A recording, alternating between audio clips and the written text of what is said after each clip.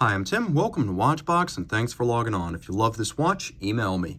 Team Mosso at thewatchbox.com. It's in the description below. It is your purchase and pricing email question line for buying this or any watch you see on any Watchbox platform. Please reach out to me directly. Email tmosso at thewatchbox.com for pricing details.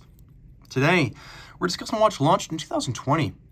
But timeless in appeal. This is the Laine Gelidus 2. The watch is 40.5 millimeters in stainless steel by 11 millimeters thick from lug tip to lug tip, 49.3 millimeters with a 20 millimeter spacing between the lugs. Now the watch is fairly easy to wear, though it is broad. It's flat, but it's broad, and you can see on my 16 centimeter circumference wrist, it does push fairly close to the edge. I think you could probably get away with a 15 centimeter circumference wrist in this watch, but no smaller. That said, it's not terribly thick, and with a domed bezel and a total measurement of 11 millimeters, it's going to slide underneath the dress cuff pretty easily. Taking a quick look at the strap, you could see that it's a sort of medium blue, large rectangular scale alligator leather with a little bit of a gloss to it, a monotone stitch, and I do like the particular stitching pattern used. It's artful, thoughtful, and attractive. We have a sheer cut side showing the layers of leather, calfskin on the bottom, pull tab spring bars so you can quickly and easily remove the strap from the watch. And you can see this is a brand new Laine factory strap. It is wonderfully buttery. The straps spec'd with these are outstanding. You can also see that we've got a full satin matching steel pin buckle for on-the-fly adjustments. The case is fairly sophisticated. You can see three different finishes. There's media blasting, there's satination, and then there's polish. And they're used judiciously to bring out the different forms and spaces they occupy. So polish on the lug hoods, polish on the domed bezel, and then we also have media blasting within the recesses of the lugs, which come to a little bit of a teardrop taper, satination emphasizing the longitudinal profile of the case. You can see we have a Laine branded crown. Laine is an interesting guy. First launching his brand in 2016, he previously worked for Kari Voutilainen, a fellow Finn and watchmaker, and for Lange & Söhne. And the watch you see right here represents a refinement of the earlier Laine styles. It's a little bit more wearable, it's less complicated, but it elevates the artistry. Everything from the handmade dial to the handcrafted movement really sets it apart in its price class. It looks and feels like a much more expensive, independently made watch. So this is the dial that you see in a combination of Media Blast Salmon with raised and relieved satinated elements in steel. You can see there's a chapter ring for small seconds. The inner dial, we have beautiful beveled and satinated Laine nameplate.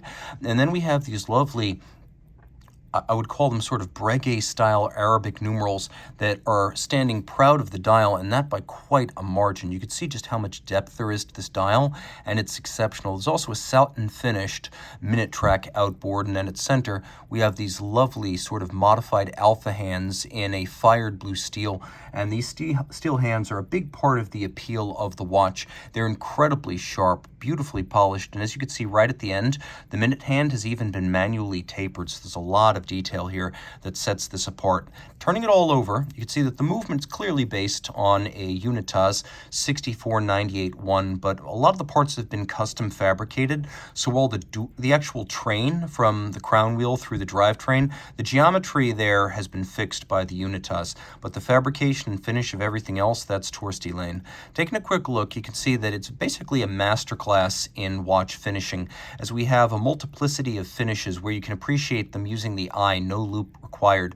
The bridges are all sort of hollowed and media blasted, and then like the Grunefelds, that hollow media blast is contrasted with a satin channel around the edge, and then the very profile of the bridge has been mirror beveled, rounded, and this truly is the hand finished type. That wasn't done entirely with the machine. The part might have been CNC'd and then started with some sort of a milling tool, but the finishing there, as you could see, it's self-evident. That was finished by a human hand. You can also see how deep the beveled sinks for the jewels are, an incredible partridge eye effect achieved there, and it really does punch above its weight in terms of finish. The nameplate's been satinated across the top, mirror beveled on the edge. You can see how the bevels come to sharp points.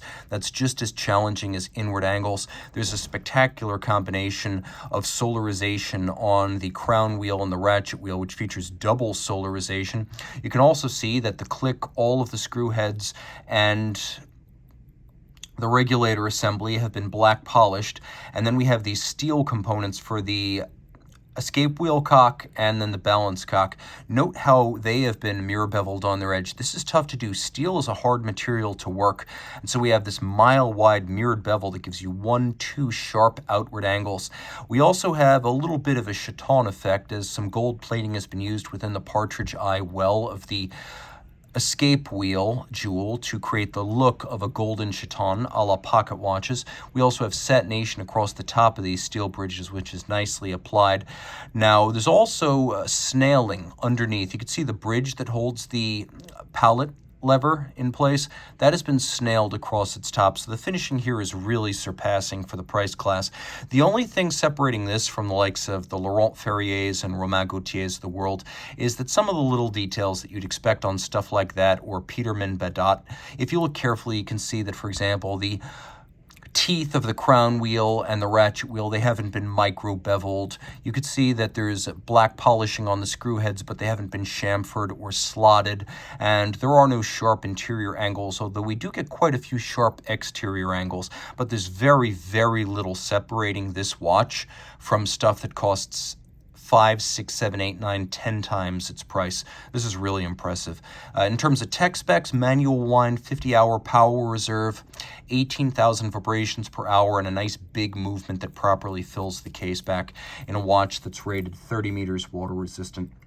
Reach out to Team Mosso at thewatchbox.com. And fun fact, if you're wondering what the name means, Gelidus, it means frigid or frosty in Latin. Maybe apropos for a watch made by a Finnish watchmaker, but au contraire, I find this one to be warm, becoming, and attractive in every way. It's endearing to the heart and the soul.